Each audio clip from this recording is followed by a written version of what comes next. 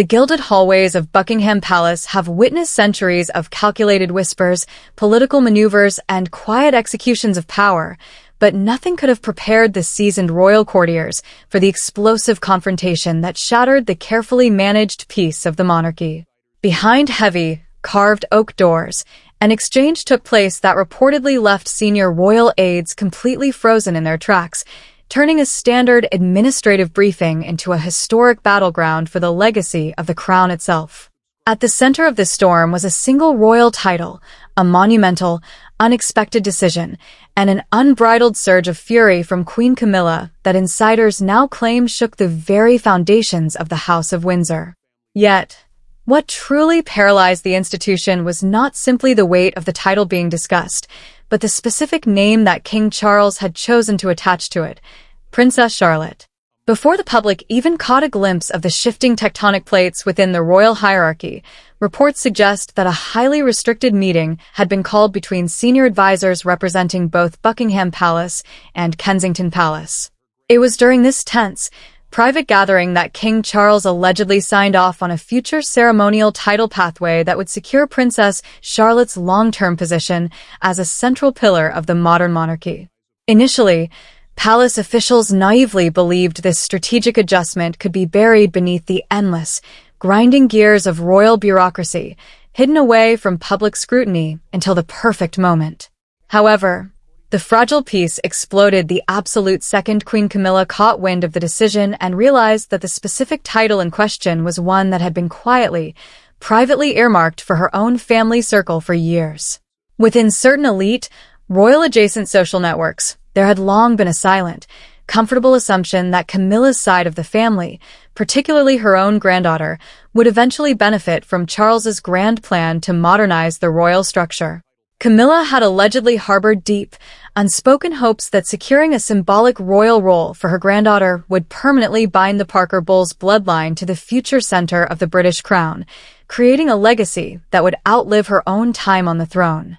But those grand illusions of permanent family influence have now collided directly and violently with the unstoppable, meteoritic rise of Princess Charlotte. According to palace insiders, Prince William and Catherine were briefed on this monumental decision before anyone else in the royal household, a detail that immediately injected a lethal dose of tension into the family dynamic. Catherine, with her sharp understanding of institutional warfare and palace politics, immediately grasped the true magnitude of what King Charles had done. Princess Charlotte was no longer just a beloved young royal capturing the hearts of millions during casual public appearances. She was being systematically transformed into the ultimate stabilizing anchor for the next generation of the British monarchy. For months, royal commentators had already been tracking the unmistakable signals that the palace's publicity machine was elevating Charlotte to unprecedented heights. From her impeccably managed appearances at major charity events to her flawless composure during high-profile family engagements, the young princess was already demonstrating the exact same legendary discipline, emotional restraint, and natural poise that once made Princess and one of the most feared and respected figures in the history of the firm. This overwhelming wave of public admiration had become impossible for senior palace officials to ignore.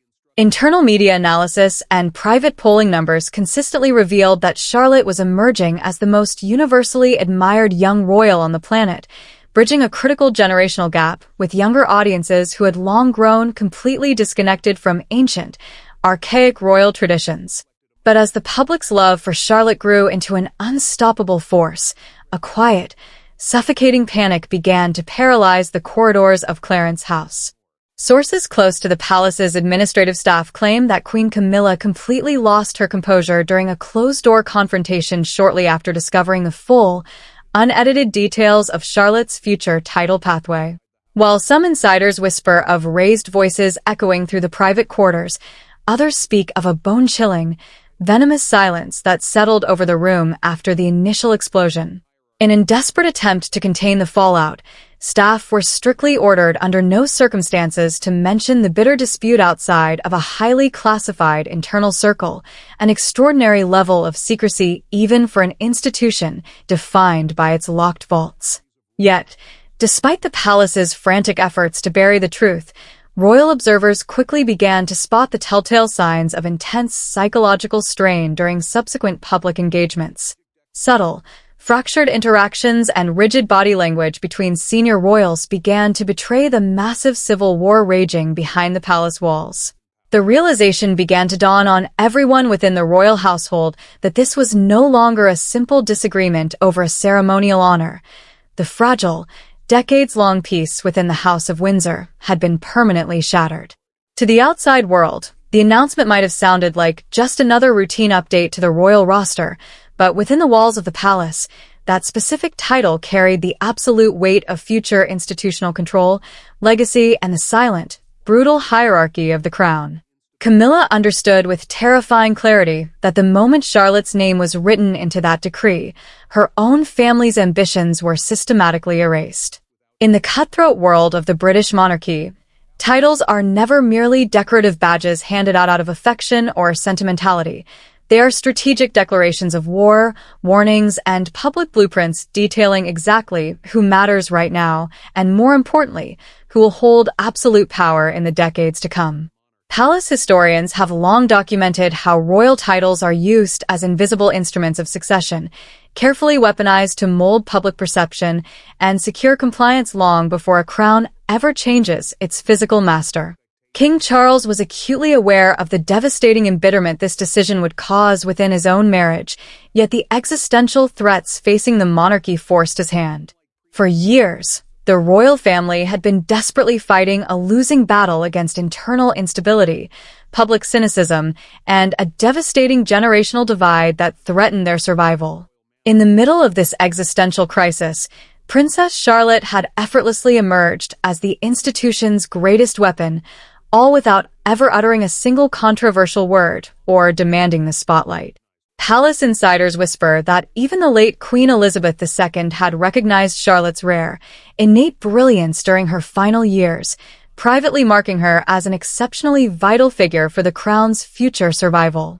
The late monarch reportedly believed that Charlotte possessed that incredibly rare, unteachable quality, an instinctive connection with the masses combined with absolute composure under the suffocating pressure of the global media spotlight.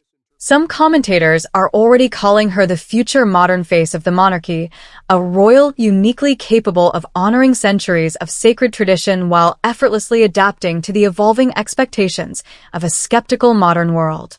Prince William and Catherine understood this staggering responsibility from the very moment their daughter was born. Rejecting the archaic, emotionally detached parenting styles of previous royal generations, the Prince and Princess of Wales approached Charlotte's upbringing with absolute, mathematical precision. From early childhood, she was not merely taught royal etiquette and protocol, she was systematically trained in the art of emotional endurance and psychological discipline required to carry an ancient empire through the turbulent, unpredictable decades ahead. Palace aides had noted her astonishing self-assurance during official duties long before the public ever realized the grand strategy at play. William viewed his daughter as a vital stabilizing force for his own future reign, an unshakable rock that would reinforce the continuity of the crown when the storms of institutional change inevitably hit. But while Charlotte's position within the inner circle grew stronger by the day, a much darker, desperate reality was unfolding in the shadow of the throne. Queen Camilla was watching her carefully constructed world slip through her fingers. Insiders reveal that Camilla had spent years strategically positioning her own allies and family members, driven by a deeply rooted anxiety over what will happen to her influence, security, and status the exact moment King Charles's reign comes to an end and Prince William ascends the throne. Unlike direct heirs whose survival is guaranteed by blood and law, extended and blended royal family members often find themselves ruthlessly pushed to the forgotten margins of history during transitions of power. Camilla understood this brutal truth better than anyone alive, having spent a lifetime navigating the treacherous waters of public hatred and palace intrigue to secure her place beside Charles. Royal historians are already drawing terrifying parallels between this current crisis and the ancient dynastic blood feuds that repeatedly tore the monarchy apart during historical periods of succession transition, where the paralyzing fear of fading relevance drove powerful queens to desperate, dangerous measures. What made this particular betrayal so agonizingly painful for Camilla was the public's rapturous response. Every single appearance Charlotte made alongside Catherine triggered a massive surge of global admiration across digital platforms, with media outlets dissecting her flawless execution of royal duty. King Charles privately acknowledged that Charlotte's untouchable popularity made any resistance to her advancement inside the institution completely futile, a reality that left Camilla's camp with fewer and fewer cards to play. As the walls began to close in, whispers began to echo through the grand corridors that Queen Camilla was not preparing to retreat into the shadows. Instead, she was quietly organizing her forces behind closed doors, ready to wage a final, desperate campaign to protect her family's legacy from being completely obliterated by the unstoppable rise of the Wales dynasty. The silent mobilization of forces inside the royal household signaled the beginning of a Cold War that threatened to completely paralyze the daily operations of the British monarchy. While Queen Camilla scrambled to repair the structural damage to her family's future ambitions, Prince William and Catherine responded with a masterclass in institutional composure that completely outmaneuvered their opponents. There were no emotional outbursts from Kensington Palace, no desperate media leaks, and absolutely no visible retaliation in the public sphere. Instead, the Prince and Princess of Wales deployed a wall of calculated silence that insiders now describe as infinitely more terrifying than any open confrontation. While chaos and frantic shouting matches reportedly disrupted the peace of Clarence House, the Wales household moved with a cold, geometric precision, refusing to be dragged into a petty family squabble when the very survival of the crown was on the line. This absolute silence was not a sign of hesitation or weakness. It was a devastatingly effective long-term strategy designed to let the opposition burn through their own political capital out of sheer panic. The deeper palace observers analyzed the chessboard, the clearer it became that William and Catherine had been quietly engineering a massive structural shift long before King Charles ever signed the fateful decree regarding Princess Charlotte. Reports swirling through senior administrative circles suggest that William did not view the decision surrounding his daughter as an isolated ceremonial victory. Rather, it was a foundational piece of a ruthless, long-term stabilization plan aimed at securing the throne for the next half-century.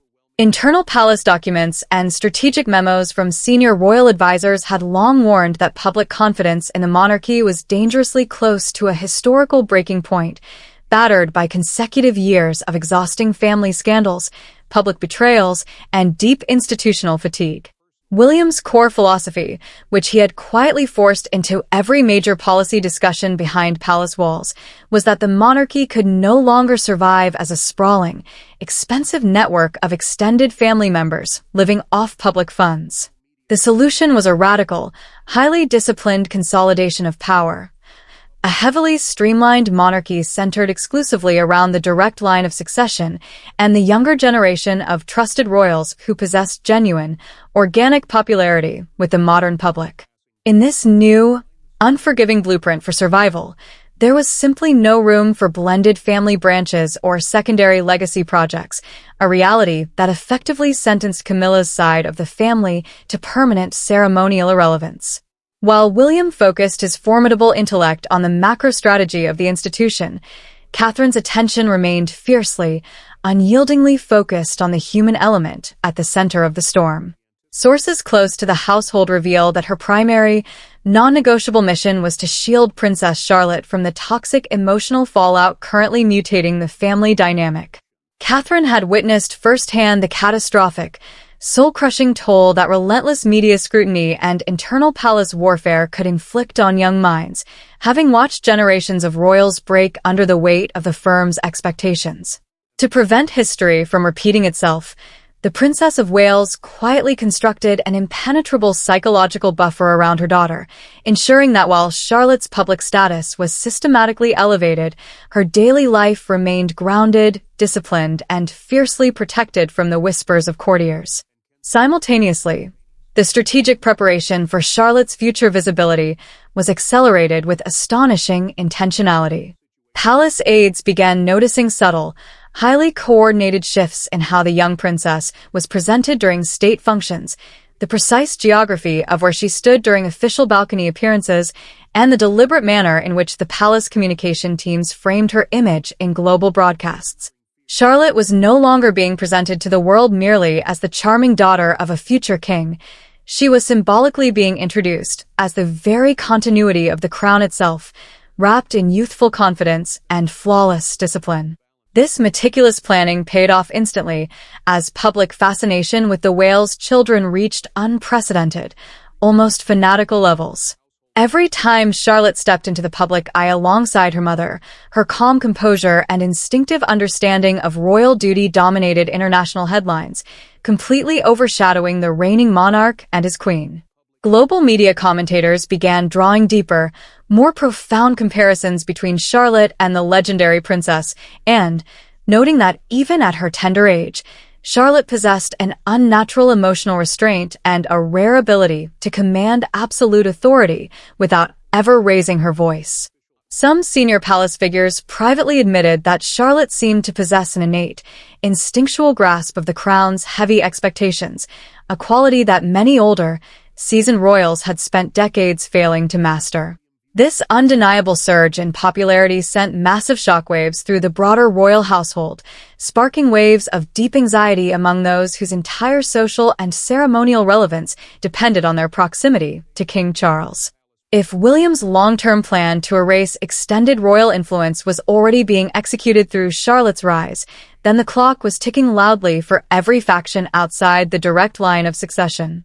Behind the smiling facades of official royal photographs, the emotional stakes had escalated into a brutal battle for survival, and the ancient machinery of the palace was already beginning to grind the old alliances into dust.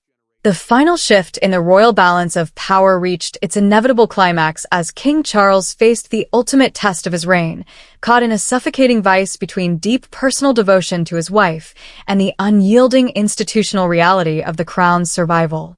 Behind the scenes, the physical and emotional toll on the reigning monarch had become impossible for senior palace physicians and close advisors to ignore, with the unending strain of internal household warfare draining what little energy he had left during his ongoing health battles. Charles had spent weeks exhausting every remaining ounce of his diplomatic influence attempting to mediate between Clarence House and Kensington Palace, desperately hoping to forge a quiet compromise that would satisfy Camilla's fears of erasure while protecting the long-term succession blueprint. But every single peace offering put forward by the king's office was systematically dismantled by the absolute, non-negotiable stance of Prince William, who made it chillingly clear that the future architecture of the monarchy was no longer open for internal family debate. William and Catherine stood entirely unmoved by the emotional pleas echoing from Camilla's camp, viewing the systematic elevation of Princess Charlotte not as a personal slight against a blended family branch, but as a rigid, mathematical necessity for the preservation of the House of Windsor. The Prince of Wales understood with absolute clarity that the public's emotional investment had already shifted permanently to the younger generation, and any attempt to retroactively dilute Charlotte's standing to appease old alliances would trigger an immediate, catastrophic public relations crisis that the modern institution could simply not survive. As senior palace officials slowly but unmistakably began shifting their focus and loyalty toward preparing for the inevitable Wales era, Queen Camilla found herself facing a cold, isolating reality that decades of careful positioning could not prevent. Her inner circle watched with growing helplessness as their hard-won influence over palace operations quietly evaporated, replaced by a streamlined corporate discipline dictated by Prince William's vision of a minimized, hyper-focused royal core. This profound institutional shift was subtle to casual outside observers, hidden beneath the flawless coordination of state events and the polished smiles of official media releases, but within the gilded walls, everyone knew that the transition had already occurred in all but name. The public response to this silent changing of the guard was swift, overwhelming, and fiercely protective of Princess Charlotte, with millions of global supporters rallying around the young princess the exact second rumors of the title dispute leaked into the public consciousness. Digital platforms and international media networks exploded with a massive wave of admiration for Charlotte's unwavering composure, celebrating her not merely as a child growing up within the institution, but as the true emotional anchor of the monarchy's next chapter. This groundswell of universal public love effectively locked the palace doors against any possible retreat or compromise, rendering Camilla's resistance entirely futile in the face of a population that had already chosen its future princess. Realizing that further internal conflict would only damage the fragile stability of the king's remaining years and alienate the very public that kept the crown alive, Queen Camilla was ultimately forced to accept the changing of the guard, quietly retreating from the battlefield to preserve what remained of her current standing. The House of Windsor had officially crossed the threshold into a completely new era, leaving behind the chaotic family dynamics and complex blended rivalries of the past to unite firmly behind the direct line of the Wales generation. In the grand, unyielding history of the British crown, titles have never been simple gestures of affection, but eternal declarations about who will carry the weight of the throne when the old era finally fades into memory. And through the rise of Princess Charlotte, the monarchy has declared its future with absolute, unshakable clarity.